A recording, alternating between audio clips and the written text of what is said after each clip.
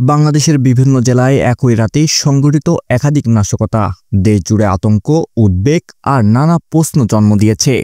রবিবার রাত থেকে ভোর পর্যন্ত ছড়িয়ে ছিটিয়ে ঘটে যাওয়া এইসব ঘটনার ভিডিও এখন সোশ্যাল মিডিয়ায় ভাইরাল এবং প্রতিটি ঘটনায় রয়েছে একই ধরনের লক্ষণ: পরিকল্পিত হামলা, দ্রুত পালিয়ে যাওয়া এবং জনগণকে আতঙ্কিত করার স্পষ্ট চেষ্টা।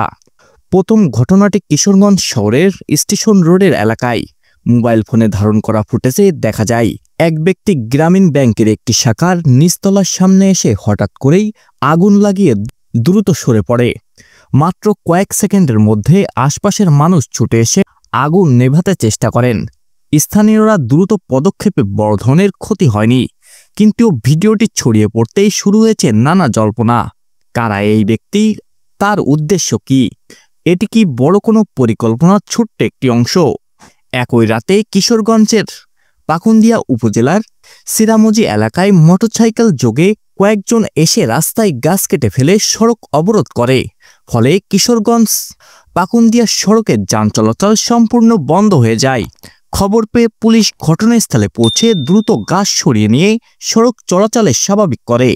এই ধরনের সড়ক অবরোধ সাধারণত হঠাৎ ঘটে না, এতে থাকে পরিকল্পিত সমন্বয় এবং উদ্দেশ্যমূলক বার্তা। ঢাকার আরিচা মহাসড়কের বাস স্ট্যান্ডে এলাকায় ঘটে যায় একটি ভয়াবহ ঘটনা। দুইটি মোটরসাইকেলে তিনজন লোক এসে রাস্তার পাশে দাঁড়িয়ে থাকা একটি যাত্রীবাহী বাসে জানলা ভেঙে ভিতরে আগুন লাগিয়ে দেয়। স্থানীয়রা পানি ও বালি দিয়ে আগুন নেভানোর চেষ্টা করেন। পরে ফায়ার সার্ভিস এসে আগুন সম্পূর্ণ নিয়ন্ত্রণে আনে। কিন্তু প্রশ্ন থেকে যায়, যাত্রী থাকলে হতাহতের সংখ্যা কত হতে পারত? এই ধরনের হামলায় লক্ষ্য কি শুধু আতঙ্ক সৃষ্টি, নাকি আরও বড় কিছু? রাত 9:30টার দিকে গাজীপুরের টঙ্গী এলাকায় ঘটে আরেকটি ভয়ঙ্কর ঘটনা। বিআরটিসির ফ্লাইওভারের উপর থেকে টঙ্গী ঘোড়াশাল সড়কের উপর নিক্ষেপ করা হয় একটি ককটেল। বিকট শব্দে বিস্ফোরণের পর পথচারীরা আতঙ্কে এদিক ওদিক ছোটাছুটি শুরু করেন। চেকপোস্টের দায়িত্ব পালনরত পুলিশ সদস্যরা দ্রুত ঘটনাস্থলে এসে বিস্ফোরিত ককটেলের আলামত সংগ্রহ করেন। সৌভাগ্যক্রমে কেউ হতাহত হয়নি, কিন্তু এই ধরনের হামলা যে কোনো মুহূর্তে বড় বিপর্যয়ের কারণ হতে পারে। অন্যদিকে সাবেক প্রধানমন্ত্রী শেখ হাসিনার রায় ঘোষণাকে কেন্দ্র করে ফেনী শহরে বিভিন্ন সড়কে মোটরসাইকেল মহড়া দিচ্ছে ছাত্র শিবিরের নেতাকর্মী।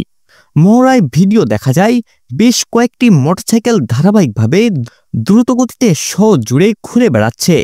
একই রাতে কয়েকটি জেলায় এই নাশকতা। সাধারণ মানুষের মধ্যে একটাই প্রশ্ন উঠছে, এগুলো কি সমন্বিত হামলা, নাকি রাজনৈতিক উত্তেজনা বাড়ানোর জন্য পরিকল্পিত অস্থিরতা? দর্শক, ওয়ার্ল্ড নিউজের পক্ষ থেকে এই ছিল এখনকার মতো। ভিডিওটি ভালো লেগে থাকলে লাইক দিন এবং সাবস্ক্রাইব করে আমাদের পাশে থাকুন।